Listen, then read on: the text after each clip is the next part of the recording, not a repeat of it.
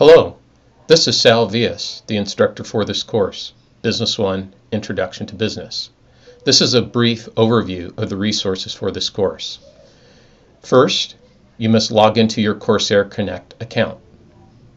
From there, follow the link for your online courses. You'll be taken to a site that looks similar to this. If you've never taken an online course before, please complete the student orientation tutorial located in your special courses list. Also, eCompanion and eCollege are both accessible through apps. You can download the iPad app or the Android app by following these links under Student Resources. Once you've located your course, follow the links and you'll be taken to our course home. Our course is organized by chapter. The first few units are the key materials for this course, essentially the assignments. You first want to review the syllabus. I've emailed you the syllabus already, but you can download it again here. Also, if you've never taken an online course, view this video produced by a colleague of mine. It gives you a realistic expectation of the rigors of an online course. Second, as described in the syllabus, you must complete your class introduction. Complete it by the deadline, otherwise you will be dropped from the course. This is my way of calling roll. You can review the due date summary that highlights all the due dates for this course, so there's no confusion. For example, Exam 1 begins or opens on Friday, September 12th. I'll send out reminders each week regarding due dates.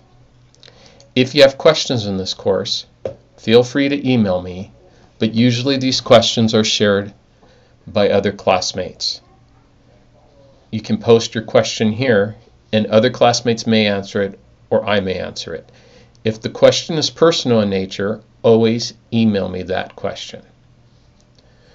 Also, as I've stated in our syllabus, our business department has two social media connections. The first is a LinkedIn group, and the second is our Facebook page. We use both of these resources to push information out to our students regarding activities in our department. Exams are all taken online. They will appear in this section of your course as they open, but you can see a quick overview of the deadlines, the requirements, etc. I assume they're open book, open note. Keep that in mind when you're taking this exam. Discussions are located in the next unit. Currently there's only one discussion, but all the discussions will load once the course begins. If you don't see the discussions, email me immediately and I'll make sure that you've been assigned to a group. The groups are only for administrative purposes, but they do drive the discussions. All the other material down here is organized by chapter, and it's material that you can use to prepare for the exams. The most important one to me is the lecture presentation. You should complete these lecture presentations. And basically, all I have to do is view them. Taking risks. Prior to each exam. And then you can pick and choose which of the other materials you want to complete. At the very bottom, there are also some additional materials that might be helpful. The one I want to highlight here is the multilingual glossary. If English is your second language and your first language is either Spanish, Russian, Mandarin, Chinese, you can download the PDF of the glossary, and it's available for you in these other languages. The English version, of course, is located up here. As a side note, this glossary only works in Firefox. For some reason it won't load, or at least I haven't been able to figure out how to get it to load in the other browsers like Chrome. The next important section of this course that you must complete and represents 30% of your grade is the Connect Learn Smart modules. You can follow the directions here for Learn Smart. I've included tremendous detail here explaining to you what you must do.